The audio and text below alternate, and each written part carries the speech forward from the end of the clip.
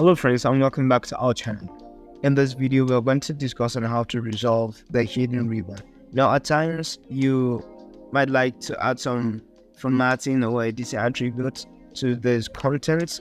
And for instance, you go to home, click on bold, and the ribbon is gone. So how can you resolve it? How can you make it to hang there forever? For you to resolve this is very simple. I'm going to show you two different steps. The first step is go to your keyboard and press the Control and F1. It will appear. For you to hide it, so press on the Control and F1, it will hide. And the simplest way to do this is by going to your Home tab or any of the tabs. Just double click on it, it will disappear. When you double click on it again, it will reappear. These are the two ways you can use to bring out your ribbon when it is hidden.